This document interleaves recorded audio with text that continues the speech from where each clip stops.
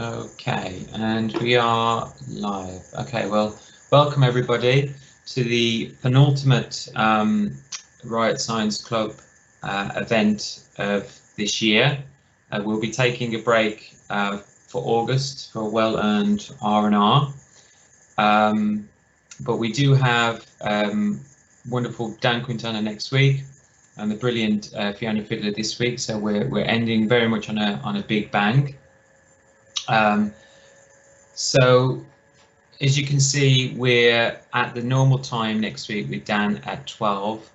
And if you do want to catch up with any of the other wonderful speakers we've had, you can either check out at our website, writescience.co.uk, our RSF page where you can find all of our slides, and also our YouTube channel where you can also check out the other events that we have done as well.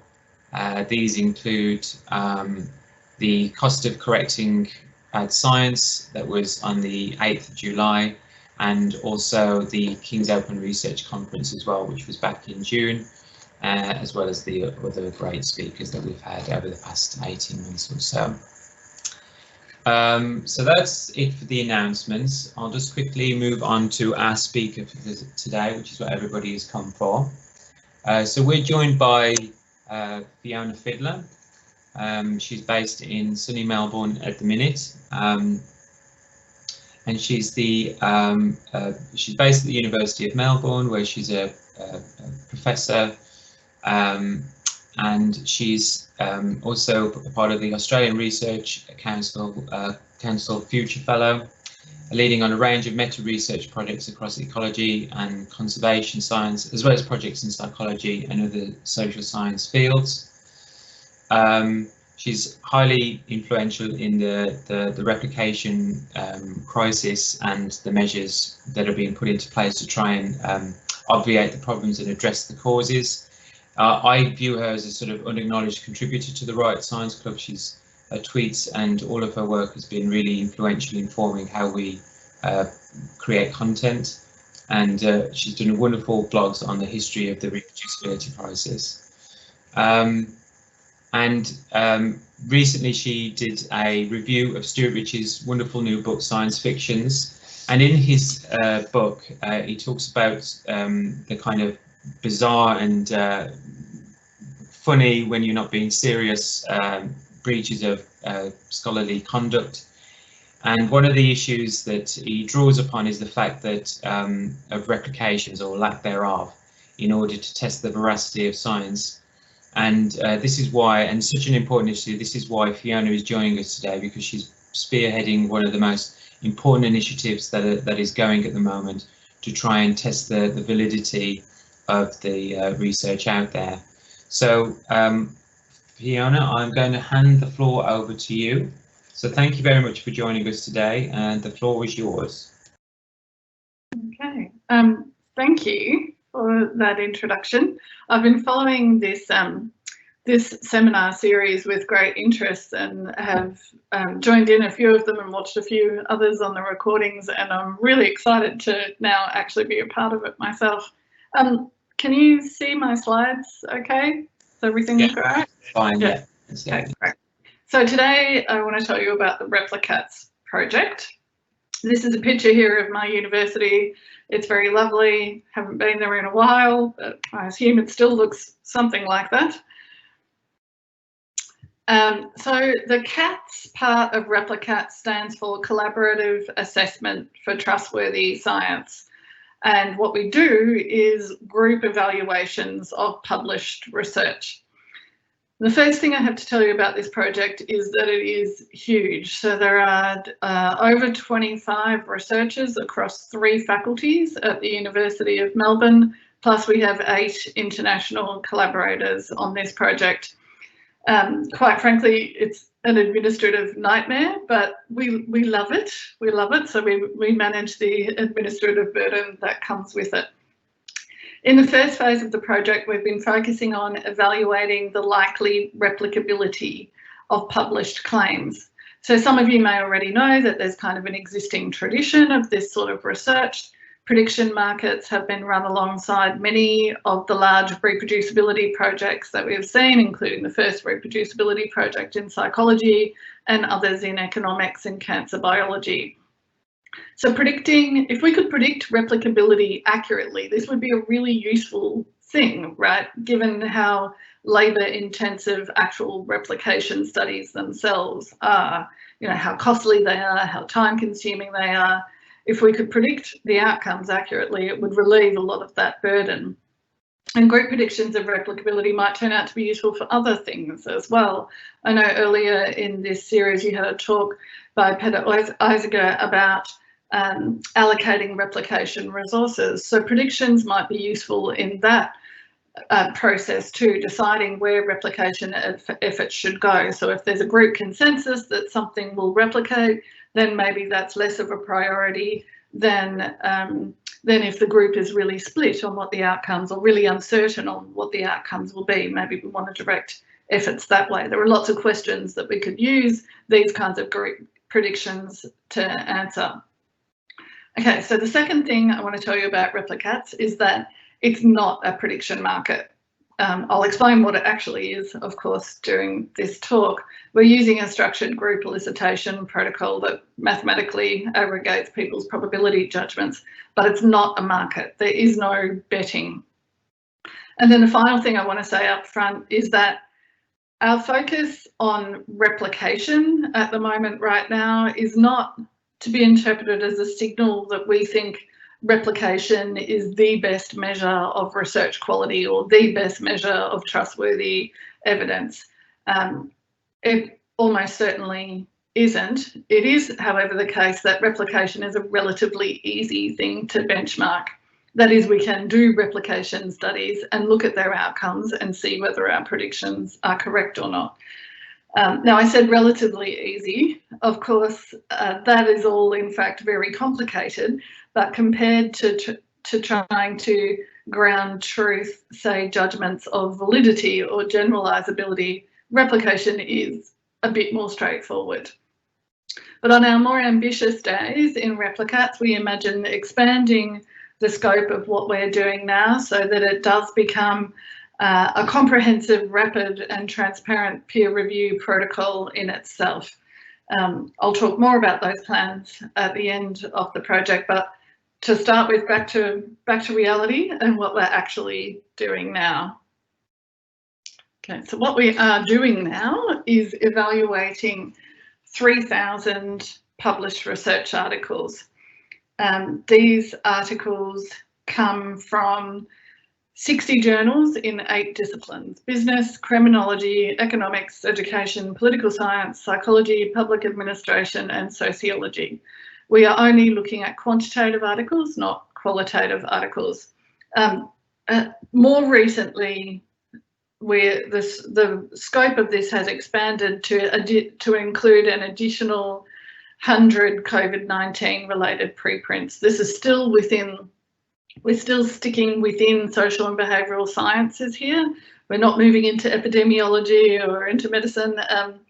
We're looking at social and behavioural science COVID-related preprints. So that's like an additional little add-on to the 3,000, as if we didn't have enough to do. Next year, we hope to be starting phase 2 of the program, and when that comes around, we'll basically be doing the whole thing again, another 3,000 claims, but expanding the scope out from replication to looking at some other things. So repliCATS is part of a bigger program. There's acronyms on every single slide. This one is bonus because it's got 2 acronyms on one slide. So repliCATS is part of the DARPA SCORE program. So DARPA is the US Department of Defense. They're funding this project. SCORE stands for Systemizing Confidence of Open Research Evidence. So repliCATS fits in what's called technical aspect 2. There are 3 technical aspects here. The first technical aspect has been coordinated by the Centre for Open Science, and they're responsible for curating the data set of claims that we're working with. In fact, they're compiling a database of 30,000 articles across those disciplines. They just send us 3,000 of those 30,000. They're also responsible for conducting the actual, coordinating the actual replication studies against which our predictions will be benchmarked. They aren't replicating 3,000 studies, they'll replicate possibly up to 200. In technical aspect too, we're concerned with expert predictions. So humans who work in those domains making predictions. There's our team as part of that, the repliCATS project team, and there's also a second team based at KeyW, and they are running a prediction market. Then there is technical aspect 3, and this is really the blue sky kind of research that DARPA does. So this is a machine learning AI part of the project. There are multiple teams in this part of the project, and they're developing algorithms that will also predict the replicability of the same articles in the published literature, and their goal is to outperform the human predictions in our part of the technical, in our technical aspect too. So the founding program manager of SCORE says that the fundamental question of the program is, can we build an algorithm that will help us better understand the amount of confidence we should have in a published article or a particular claim in the research? And I think it's really interesting that this research is being driven by end users, by consumers of research who care about the state of the scientific literature and whether they should be basing the very important decisions, often in the case of DARPA, literally life or death decisions, on the evidence that is presented within the pages of our journals. So where are we in this set of 3,000 articles? When I wrote the abstract of this talk, I very ambitiously predicted that we would be finished by now, and I think I claimed in the abstract that we had completed assessing 3,000 claims. We haven't. As of today, we have evaluated 2,693 of the set of 3,000. That's fully evaluated, complete, closed off claims. There are an additional 243 claims that are currently in progress, being assessed right now, or are partially assessed right now. So that leaves us, we have 64 claims to go. We do have a poll going within our team about when we will finish our claims, and having not learnt from being overly ambitious the first time, I once again find myself with the most optimistic bet in this poll. At the end of this talk, by the way, I will be giving some information about how you could get involved in assessing claims if you're interested in doing that. And if you are, I would encourage you to get in and do some before the 10th of August, because I really need to win this poll. Okay, so I want to now tell you a little bit about the repliCATS approach. I've told you so far that it's not a prediction market, but what is it? Sorry. Okay, so what happens in repliCATS is, look, here's another acronym for you. We are using what we call the IDEA protocol, where IDEA stands for investigate, discuss, estimate, aggregate. Now, this is the protocol that we developed in our expert elicitation work that we've previously done in areas of environmental risk assessment and political forecasting, and we've taken the protocol we developed there and we're applying it now to predicting replication. So in this protocol, reviewers read about a scientific claim and they first make their own private individual judgments. So they make judgments about the comprehensibility of the claim.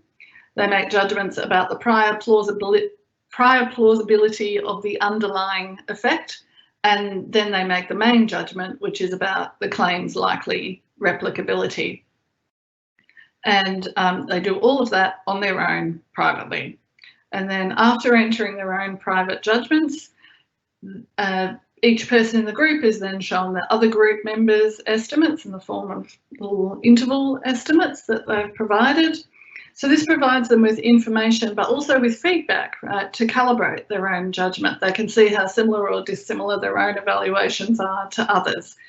And then there's a discussion phase when we're running things face to face, where people can share information, interrogate differences in judgments, and explore counterfactuals. And then after the discussion, so that's the group part. And then after the discussion, there's an opportunity for them to privately update their own estimates. So importantly, this process is not consensus driven. So there are quantitative or probability judgments that people are making in the form of these intervals, and we mathematically aggregate those into a final assessment. It's not a behavioural consensus, it's a mathematical one. And this aggregation can occur in many ways, from taking a very simple unweighted average to using sophisticated models that weight based on the particular expertise a person has or some aspect of their judgment, like how wide their intervals are. I'll talk a bit more about that later. So as you may have spotted, this IDEA protocol is a variant on the Delphi process, but it has a couple of distinguishing features.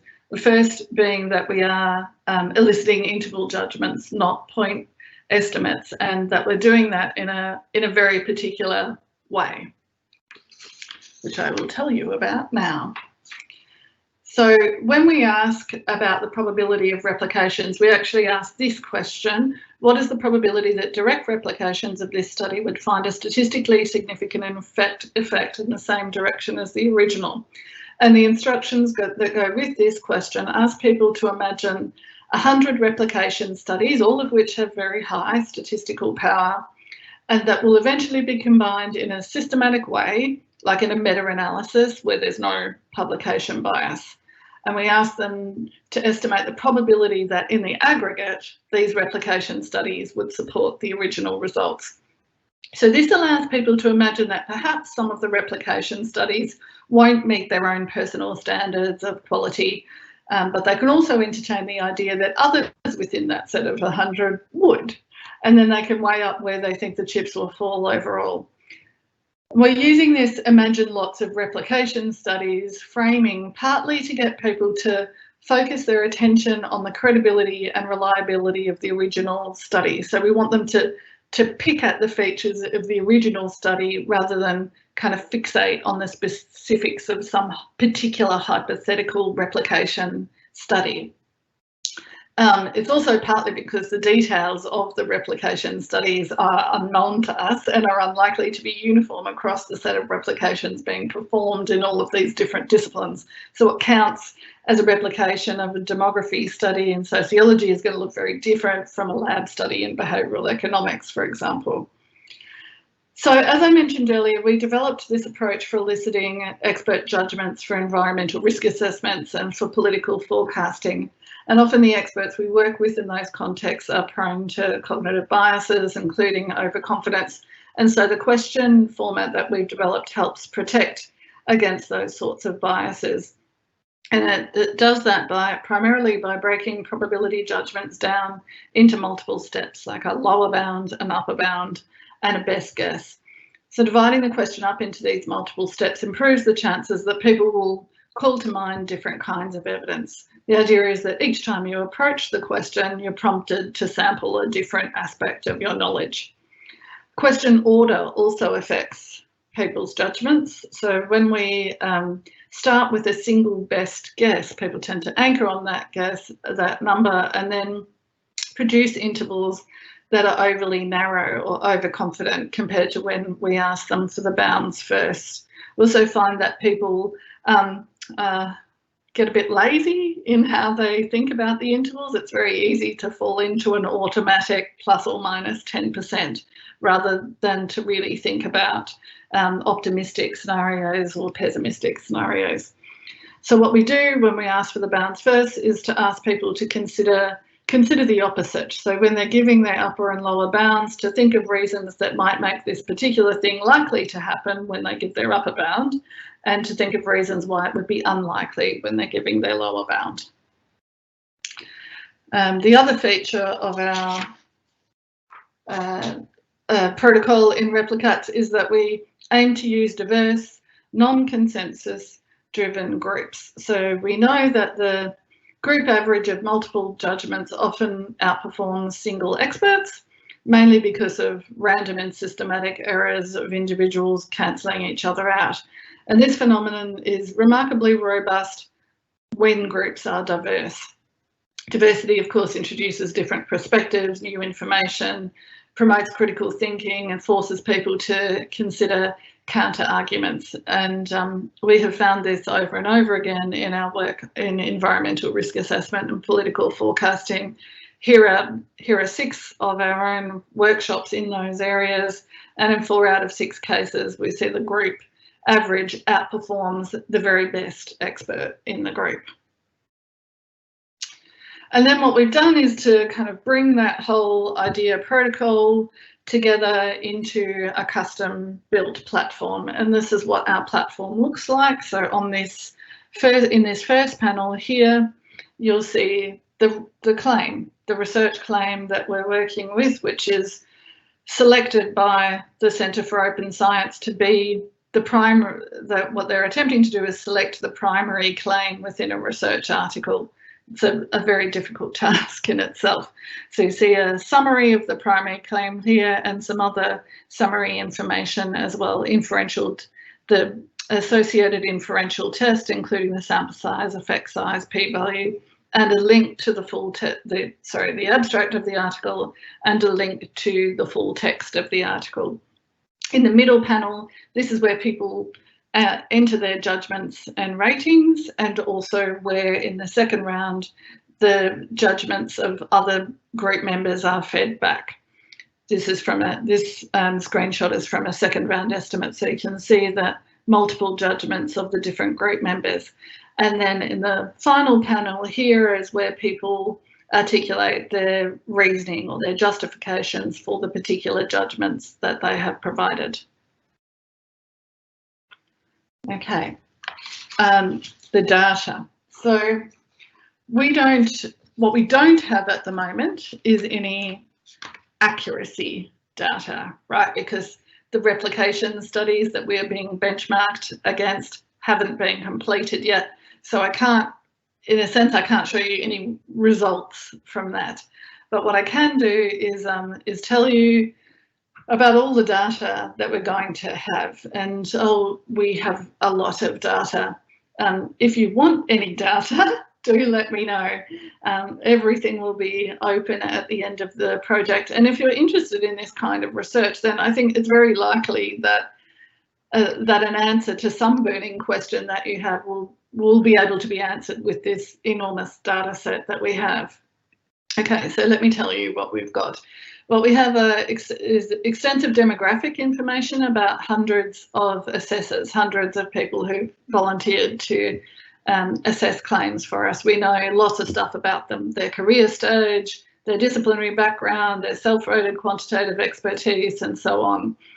We also gave them a little quiz on statistics, understanding, and their knowledge of replication. So we have data from that. We have all of their quantitative assessments, so their comprehensibility ratings, the judgment of prior plausibility of the underlying effect, and the probability judgment for replicability, as well as the uncertainty around that judgment. We also have loads of qualitative data, so we have all of the reasons that they enter into the platform for why they made the judgments, justifications, so all these comments that they put into the platform. And for face-to-face workshops that we ran back when that was a thing, we have audio recordings of all of the group discussions. Obviously, we also have all the details of the articles, so we know what year they're from, what discipline, how long they were, and so on. And we also know lots of things about the elicitation feature, so whether it was a face-to-face workshop or a remote thing, or what the size of the group that people were working in. So you can imagine just the number of research questions that can be answered from data like this.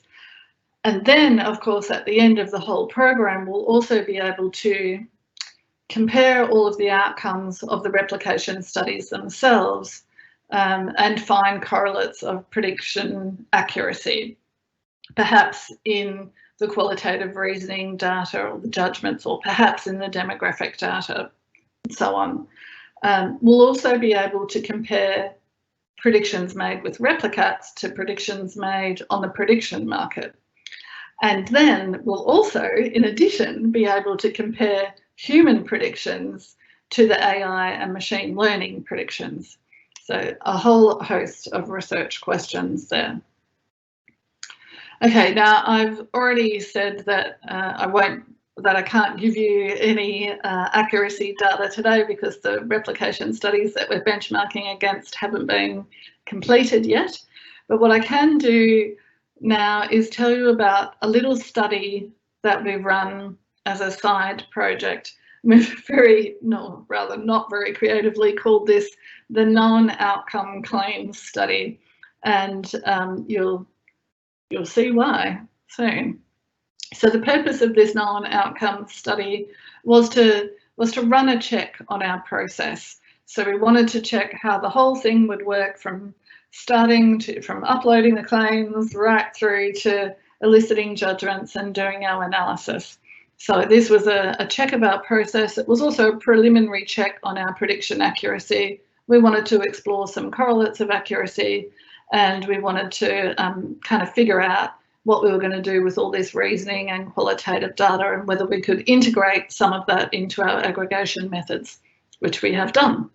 So what we did was at our first workshop that we ran at SIPS 2019 in Rotterdam, we had 30 groups running at that workshop over 2 days, and we selected 5 of those groups to evaluate not the DARPA score 3,000 set of 3,000 claims, but instead to evaluate a set of 25 claims that we already knew the answer to.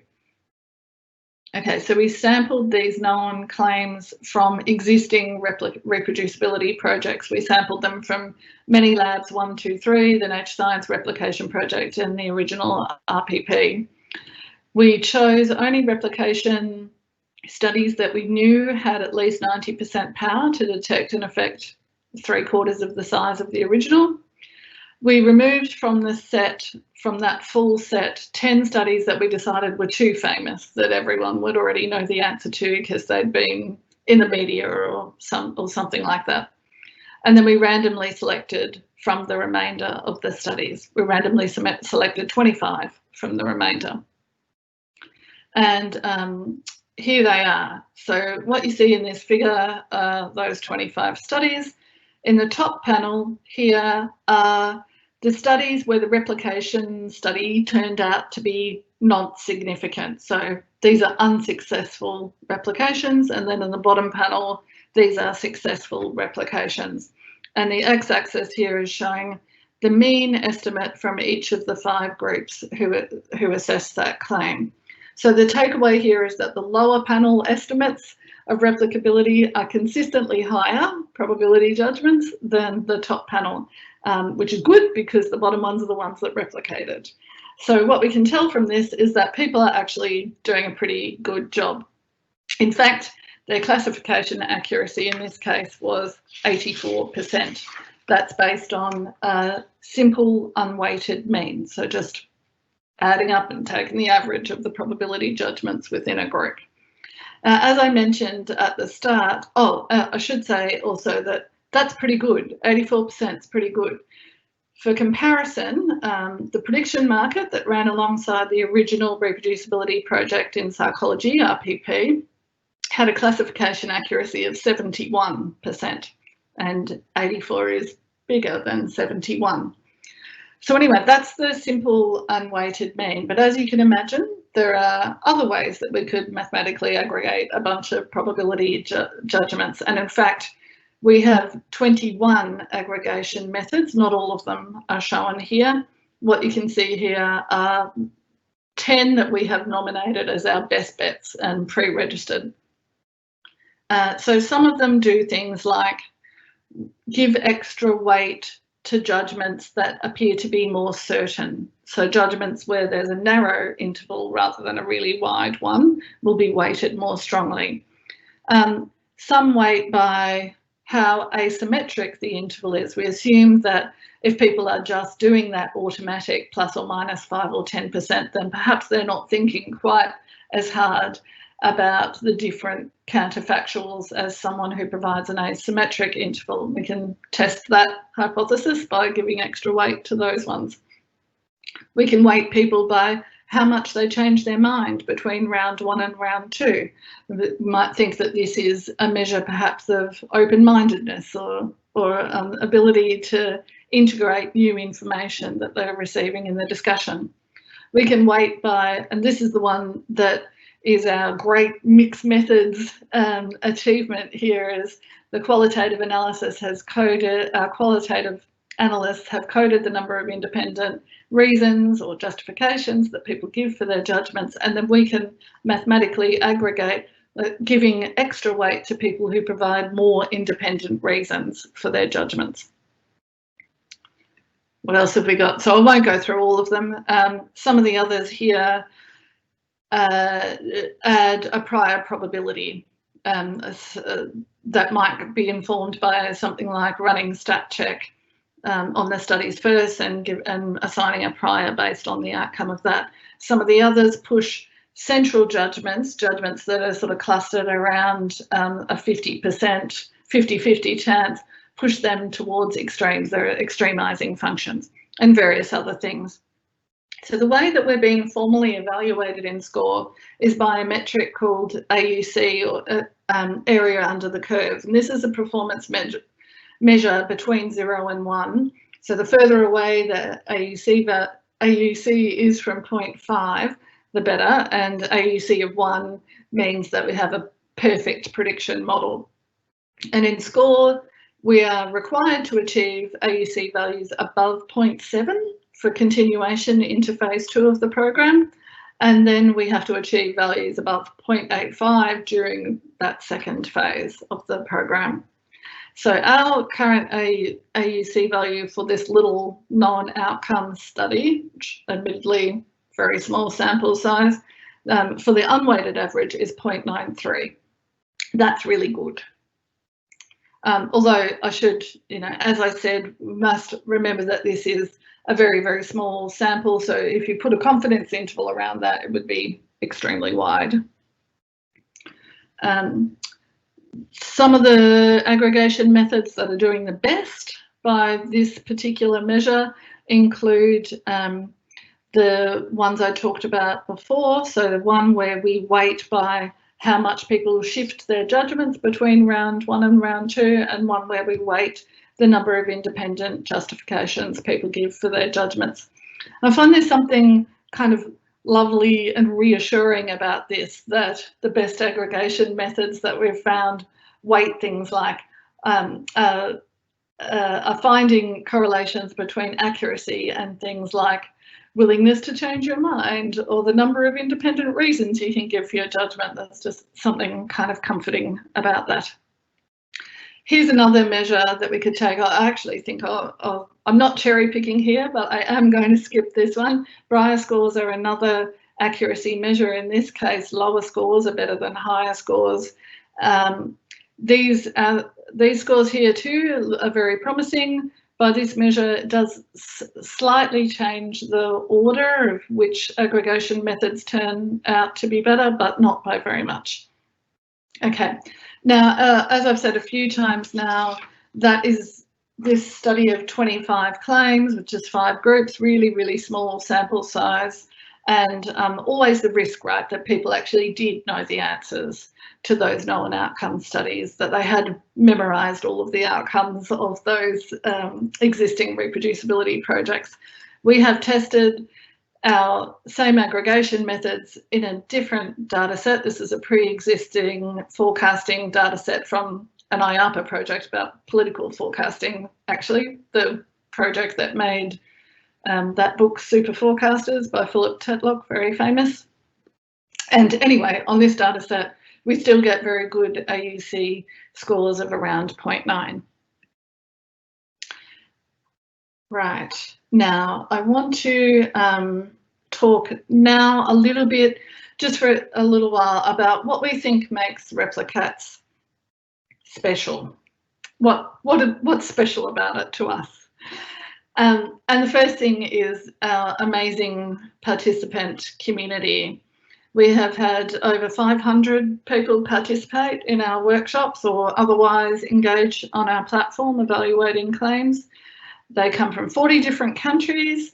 We've partnered with these fabulous existing societies and groups. SIPs, where we've now run 2 of our workshops, the reproducibility reading journal clubs have done a whole lot of claims on our platform as well as part of their journal club activities. And AMOS, which is the Association for Interdisciplinary Meta-Research and Open Science, which is the workshop featured in the top photographs there. So we've done really big workshops like that, and we've done smaller workshops like this one at the bottom that we did in Wellington in New Zealand, where we visited just single departments and worked with the staff there. And these workshop experiences have been a lot of fun for us, and I think for participants too. Okay, the second thing I think that makes this, what we think makes repliCATS special, is about building capacity, building critical appraisal skills. I think it's really easy to forget how few opportunities there are for researchers, especially early career researchers, to calibrate their critical analysis of research with others in this kind of group environment that we have in repliCATS. So in real peer review, so to speak, you don't get this kind of process. And we think this may be the closest thing that we have to deliberate practice in critically judging social science research. Sure, none of this speaks to accuracy right now, but it seems to me very likely that this opportunity for calibration is in itself worth something. In our very first workshop that we ran at SIPS in Rotterdam, one of the participants told me that the workshop had been the best professional development experience of their career, and I will never forget that. So I think we've hit on a real demand here for peer review training and calibration. This is a gap that repliCATS can help fill. Here are some of the nice things that our participants have said about the workshops. On the issue of formal training, we actually went really light on the training side. We do provide people with some materials, a little bit of stuff about statistical interpretation. I'm getting a notice about my network causing poor quality. I hope that's not a serious issue. So we've gone light on the training. Most of the training comes from people actually doing the evaluations and from the group interaction. There are lots of opportunities now in the data we've collected to test some interesting things about building up training materials though. For example, if through our qualitative analysis we can isolate types of reasoning or heuristics that are positively associated with prediction accuracy, then we can in phase 2 test whether those can be translated into top-down instructions or checklists. If we can determine what kind of composition of groups or group dynamic leads to better accuracy, then we can start experimenting with that too. And we can also then, we can start to test what value formal error detection methods might add to this. And we're working with James Heathers on incorporating some of his formal error detection methods in this capacity. The other thing that makes our repliCATS special is our platform, which has been user-driven platform design, super easy to use, it's interactive, it's social, provides, as I've said several times now, the opportunity for feedback and collaboration, which we think is an intrinsically rewarding experience. And we've had a go at some gamification in the platform as well, which at least some people have responded very well to. This tweet here says, it feels like getting an awesome trophy on PS4, which is very high praise indeed, also I'm told.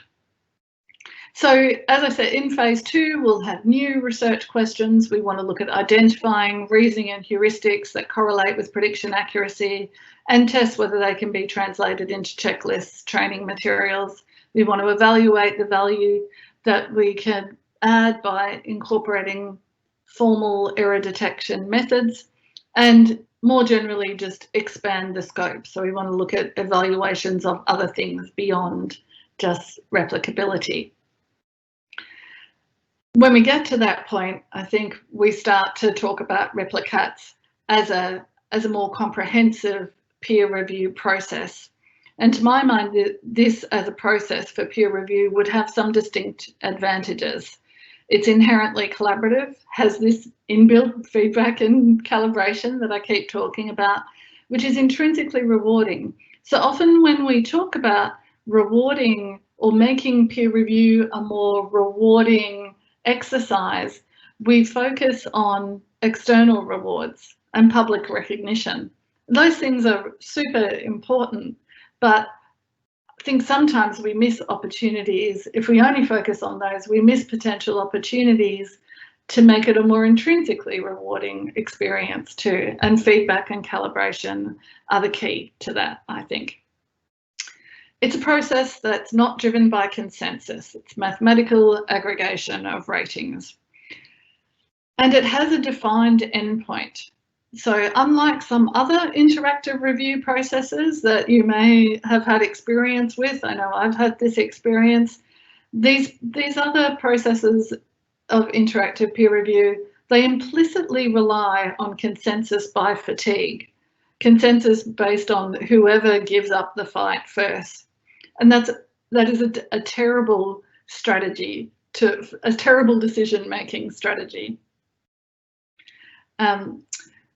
And our repliCATS platform, of course, elicits quantitative and qualitative judgments in a way that really encourages interrogation. That underlies the whole process, and it's transparent by design. Right, so back to our claim counter, and this is where I beg you to get involved and help me not lose this bet with my research team. We have less than 300 assessments left to do. As I said, some of those are partially, about 240 of those are partially underway, and there's another 60 which we're yet to start. So plenty of opportunity to still get involved in that. And in addition to that, we're now calling for expressions of interest in assessing this special set of COVID-19 social and behavioural science research claims. There will be participation grants. We used to call them travel grants back when we ran workshops. Now they're participation grants. There will be some travel grants. We haven't publicly announced, or I guess we have publicly announced that yet, but there'll be updates on our website soon about those grants. And we would love to have new people join the project for this COVID set of claims. You can find the expression of interest form here at our website, and that part of the project will kick off in late August. Okay, and that's it from me today. Thanks very much for listening to me talk about the repliCATS project.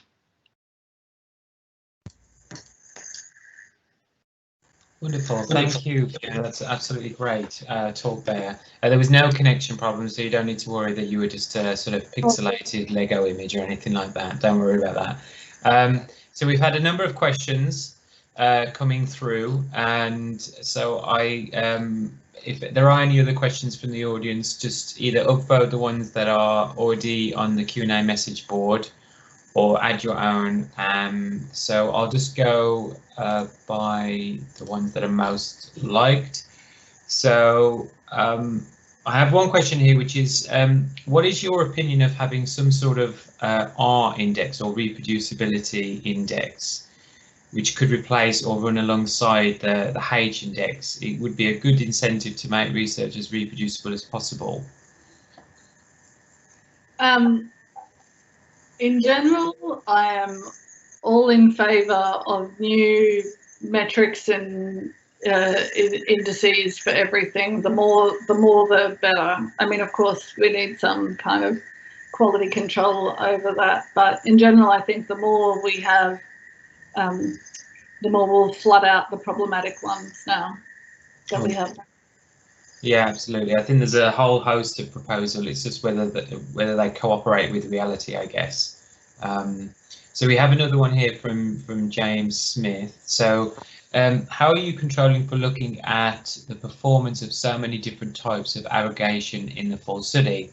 200 replications, if I correctly understood, is still a relatively small sample size, and you would expect some to be better than others just by chance with so many different methods. Yeah, look, it is a bit disappointing that there will be so few replication studies. So there'll be about 200 to evaluate the set of 3,000 claims, which is not great. All of the COVID claims that I mentioned will be reproduced in some way, whether they are replication studies or reanalyses. So that builds up the numbers a little bit, but the way that we're dealing with that, I suppose, is testing the methods on other data sets as well. Mm-hmm. It's not perfect. Yeah. Phase 2 will bring us more. So phase 2 will double the numbers. So the next question is, so it's an old discussion, but are there any speed bumps in regards dealing with conceptual replications versus direct replications? Oh, right. So the project at the moment is the definition of replication that we're all working with is one that is most closely aligned with the definition given in the Nozak and Errington paper from late last year or early this year. In some ways, I think it's a definition that sort of sits in a space in between direct and conceptual replication. Or certainly it's looser than traditional definitions of direct replication. So here we're taking a replication study to be any fair test of the original claim, which means that it shouldn't deliberately violate the constraints of generality expressed in the original. Of course, those are rarely fully articulated, so there's a degree of subjective judgment needed to decide whether a particular element that you might be varying is a critical thing that shouldn't be varied and does put you into conceptual replication or generalizability territory. So I guess what we're doing is working with a definition of direct replication, but one that's a little bit more relaxed. I see. So one here from James Smith again. So this is such a fascinating and important project. Thank you for the talk.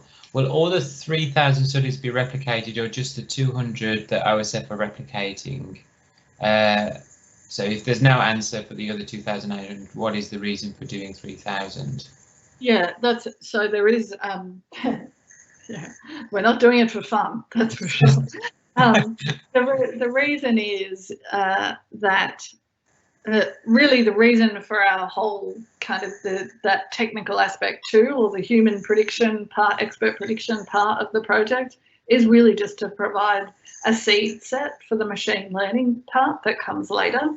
So if they were just using 200 replication studies for that, that would be, that's way too small for whatever it is that the machine learning people do. So the predictions build that set up a bit. So as long as we have fairly reliable estimates of, fairly reliable kind of knowledge about how accurate our predictions are, then they can discount that when they're doing the thing that they do. Yeah, so we exist in service of that third technical aspect. I see. So the next one is, so this is an amazing project. How can replicates be used to inform good clinical practice or public policy? I guess, I mean, the sort of clear implications are there, but I wondered whether there's been any move to sort of see how it can, the information that you gather from your project can somehow perform. Maybe it's, I don't know whether you've already begun to think of next steps of how it could sort of find its way into informing public policy, or maybe that's too premature to have that discussion about. Yeah, I mean, there's some, so the way DARPA talk about the outcomes of this project is in terms of confidence scores, not replicability estimates, but as I said, we're starting with replicability estimates. So the idea is basically to have a stamp on these published articles that gives you a rating of the confidence that you should have in the findings. And I imagine that that's something that would be directly useful in a lot of applied and policy situations. It's also a great response. It's also a great responsibility, managing something like that, and how those confidence scores would be ultimately achieved, whether through human prediction or machine learning or some kind of combination. I think, there's a lot of questions to figure out there, and you'd want to be really confident in the accuracy of those scores. But there's potential. Yeah, I think it's only a matter of time, especially with the COVID-19, the trust in the decisions that are being made, with societal size consequences. There needs to be a lot more sort of discussion in the round about the veracity of the proposed change and where the evidence source is. So I can see, this kind of model being definitely relevant in the future. So the next one is, I'm just reading it now. Can I answer that one about talking about statistically significant stuff? Yeah, David Calhoun, yeah. So I'll just read it out for people who are partially sighted and so on. So I'm a bit puzzled about why we are still talking about statistical significant after 800 plus people recommended that term should be dropped. I guess he's referring to the Nature piece that was sort of talking about retiring the statistical significance. Yeah, I wish we weren't. I wish that that we weren't talking about significant and non-significant, that we weren't talking about successful or unsuccessful replications. I wish we weren't talking in any of these binary terms.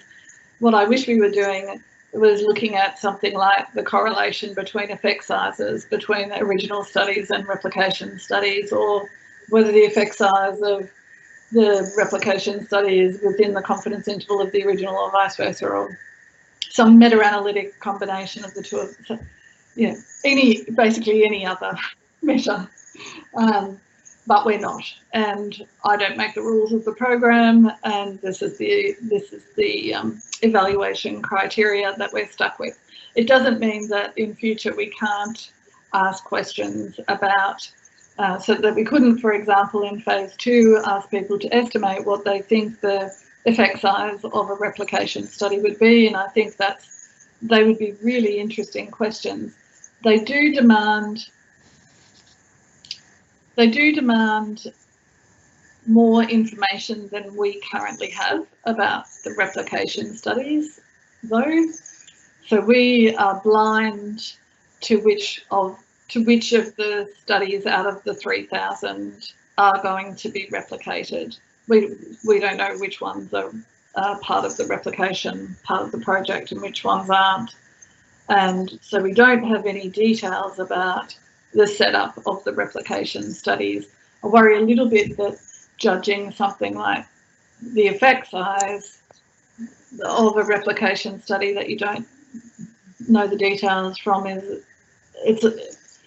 that seems to me a little bit tricky, but there would definitely be ways around it, and it's something that's on our radar and that we're thinking about doing in the future. Yeah, as you were talking, I was just thinking as well, it's sort of reviving the ongoing, never-ending story about the p-value and whether we should drop it or not. But with Daniel Larkins' sort of point is that it's sort of misunderstanding of statistics that's the issue, and it's just exacerbated by the ease with which you can just run a t-test and report it as significant and get published from it. You know, it doesn't by dropping the statistical significance test, you do minimize the problem to some extent, but you still have that thing that's driving it, which is sort of statistical ignorance in extreme forms, but just not fully understanding what you're doing. And I can see how your project, for example, forces people to have a deeper understanding of statistics and be aware of the kind of biases at play and the asymmetry with which people treat null and positive results.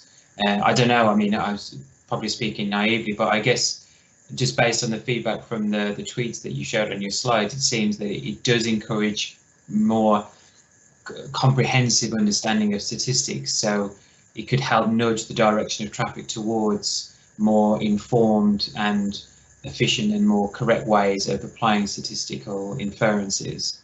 I don't know. Yeah, I mean, I hope so. I hope so. I think if it's not too much of a tangent, I think I do sit in a slightly different position to Danielle and other people about misinterpretations being the only problem. I mean, I think of course, there's sort of this old argument that, well, p-values are really just, they're confidence intervals, for example, are based on the same information as p-values, so they're essentially the same thing. What's the difference? People will make the same mistakes regardless of which way you present the information. I just don't think we should accept that at face value. We know in lots of other contexts that different displays of the same information communicate differently. Some displays are better than others. Some displays get the message across more clearly, result in less mistakes, and so on. And I don't know why we wouldn't at least test that out here. At least entertain the prospect that even though some other statistical techniques rely on the same underlying information as p-values, just a different display could make all the difference in the number of misconceptions people have, or the number of kind of follow-on mistakes that result from those misinterpretations. Yeah, I think you're actually bang on there. In some ways, it doesn't matter necessarily the practice of it. It's just how are they treated, how are they used, how they lead on to further project developments and so on. So we have a few remaining questions, I think, which might just push us over to the 12 noon mark. So just pick them at random. So we have one which is a kind of, okay, I'll go with this one. So can the repliCATS model be used in project development? So far the focus has been on sort of the peer review or the post-publication peer review stage, sort of reviewing after the fact, but I wonder whether it could be used in project development. Oh, that's actually a really interesting idea, and I've never thought about that before. But I will now. Yeah, I can't.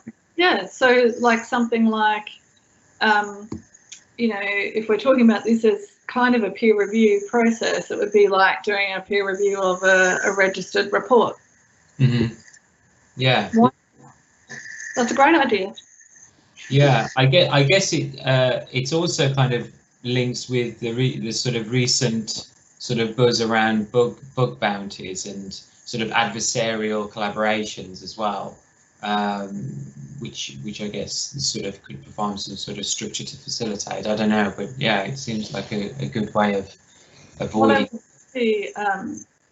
What I would really love is to eventually see something like the repliCATS platform attached to preprint servers, where people could use it to, you know, to get feedback before real peer review, or just to get feedback on their paper, upload their own paper, or upload some study that they're thinking about building on, and get some sense of whether that evidence base was sort of a solid foundation for future work, for example.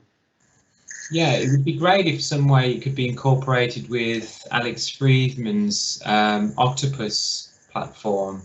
I don't know whether you're aware of the no. The UKRN sort of endorsed this project by Alex Sprint, which is a kind of it's difficult to explain, but she actually did do a talk for the Rights Club a few months ago, and it's just a sort of reimagining how we publish our scholarly outputs. So the standard approach obviously is the finished article, but she envisions where all different components of the research life cycle can be uploaded, and people can offer their feedback and peer review on each part, which is kind of what you've just said. So I can send you the link to that, but could be one. I recall now. Yes. Yeah. Okay. Point. Yeah. Yeah. Okay. Well, I think we have one last question which could tie us up. So actually, it's not a very good one to finish on because I think you've already touched on it, but is there any way for this project can improve peer review? So for example, having some sort of standard algorithm to judge replicability would help standardize the review process. This could improve inference reproducibility too, surely. I guess you've touched on this, but that's the dream. Yeah. Yeah. That's what I'd love to get to that point. Okay. Well, that's a good note to end on, I think. So I think that's all of our questions. And James Smith actually says thank you for the question, for answering these questions. So with that, we will wrap up. So thank you so much, Fiona, for your time. You can stay on the call and I'll just end the feed. But thank you all, and everybody will be back at the normal time at 12 BST with Dan Quintana, who will talk about synthetic data. So until then, enjoy your week.